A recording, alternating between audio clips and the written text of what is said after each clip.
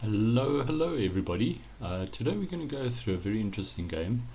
White was a guy called Colle, and his opponent was Delvaux. It was played in 1929.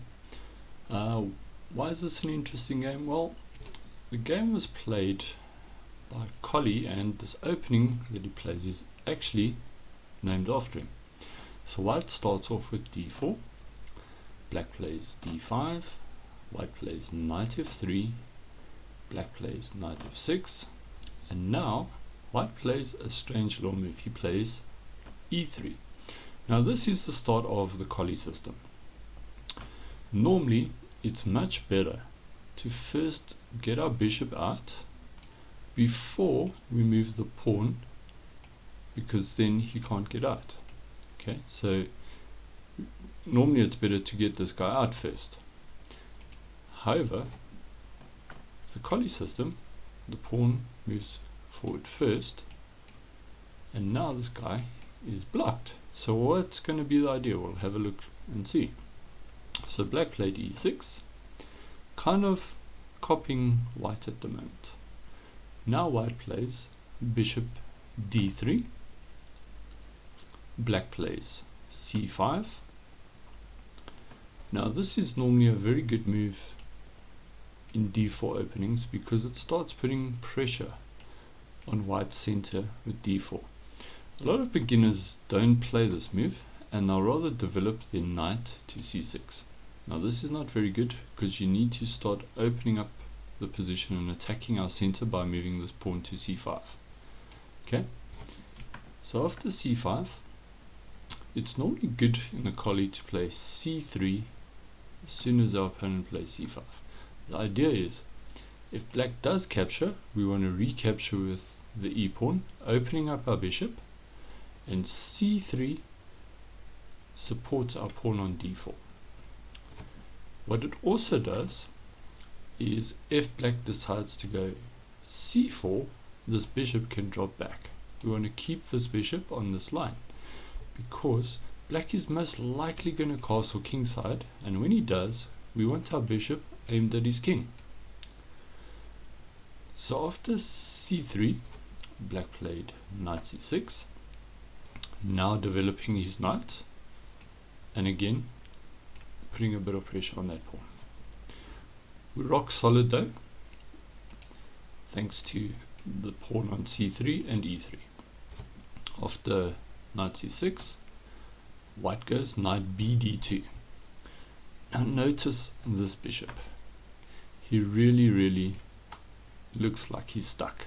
Not only does he look like he's stuck, he is stuck. This pawn, this knight, is really blocking this guy. So what is the idea?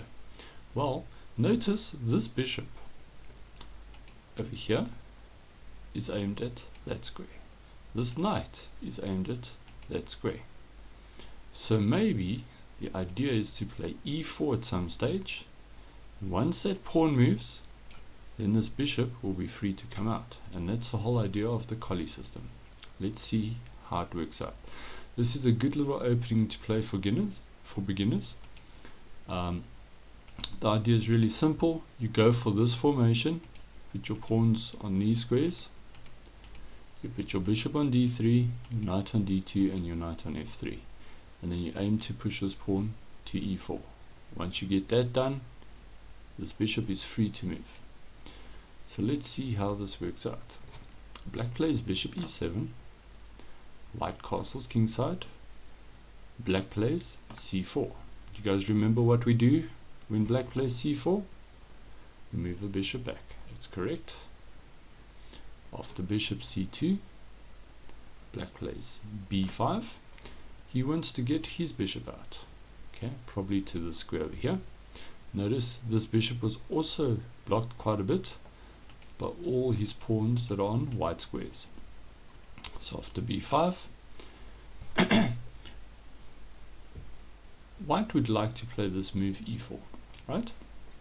Can he do it now? Let's work this out. If we move the pawn to e4, Black would recapture with his pawn. We could retake with the knight. His knight could take, and then the bishop would take. So after all the exchanges, we wouldn't have lost anything, we wouldn't have won anything, but we would have got this move e4 in. So we can definitely play it. e4. Black plays d takes e4, knight takes e4, and now black castles kingside. White plays his queen to e2. Now this is another move that you can try. If your opponent kind of stopped you from playing e4, you can play this move queen to e2 to help you with the move e4. So it makes sense to make this move here. Also because now, let's say for example, black plays knight takes e4. Then white's got a very good move. Queen takes e4. Do you guys remember a couple of lessons back what happens when the queen and the bishop are lined up like this against the king? It's called a battery. And here white is threatening checkmate in one move. And he's also threatening to win the knight. Okay? You guys remember what it's called when you attacking two pieces as one piece? It's called a fork or double attack. So queen e2, very good move. Black obviously didn't play knight takes e4 because that would just lose a piece minimum or he would get checkmated. Instead he carried on with his plan of developing his bishop.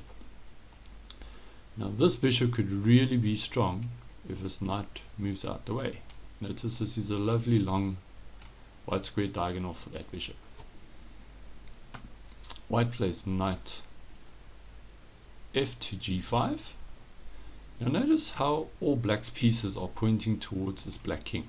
We've got this knight on g5 that's aiming at the king. We've got this knight on e4 aiming at the king. We've got this bishop on c2 aiming at the king. We've got the bishop on c1 aiming at the king. That's why it's quite a successful little opening to play as a beginner. Black plays h6 here. Why did he play h6? Well, with this move knight g5, white's plan was to play bishop takes, let's say for example black plays a stupid move like a6. White would then be able to play knight takes f6, check, the bishop recaptures, and then we've got two pieces that are attacking this one and only one piece defending the king. So white would be able to play bishop takes h7 check, and already we've won a pawn and we still have a dangerous attack. So that's why after knight f to g5 black plays h6. This not only protects his h pawn that we would have won in that last variation, it also attacks the white knight on g5. Let's see what white does. White plays knight takes f6 in any case, bishop takes f6, and now instead of moving this knight away, white plays his queen to e4, again lining up the bishop and the queen on this diagonal to attack the king. If this pawn now captures the knight, then we say thank you very much, checkmate. Checkmate is always the end of the game. So black doesn't do that. He blocks this line of the queen by moving his pawn to g6. Now, whenever you make a pawn move, it weakens something in your position. I hope you guys remember that from a previous lesson, okay, where we had color complex weaknesses. Now here, black has made two pawn moves in front of his king. This is very dangerous, especially when we've got 4 pieces aimed at the king. Now here, white plays the clever knight takes e6. Now the idea behind this move is to get this pawn away from the defense of that pawn, and that pawn pretty much has to take because we're threatening the queen and we're threatening the rook. It's a fork or double attack. So after the knight captures on e6, black recaptures, and now the queen breaks in. queen takes g6 check. There's only two legal moves here for black. The first one is king there. If he does that, that's checkmate. The only other move is bishop g7. Whoops. It's bishop g7. Now after bishop g7, white goes queen h7 check in any case. The king can only move to f7. White now plays bishop g6 check. The king moves to f6. If the king had moved to e7, we could just take the bishop. And still we've got a strong attack and we're starting to get some material back. So the king has to move to f6. Now also white's got to be a little bit careful because his queen is essentially trapped now. If given the chance, black will move his rook there and our queen is trapped. So we either got to somehow give our queen some breathing space, or we have to keep checking this king until we checkmate him. White plays bishop h5. Now that move gives the queen a bit of breathing space. Now she can move along this diagonal. It also maybe aims to try and checkmate the king, something like queen there, moving to that square. So after queen h5,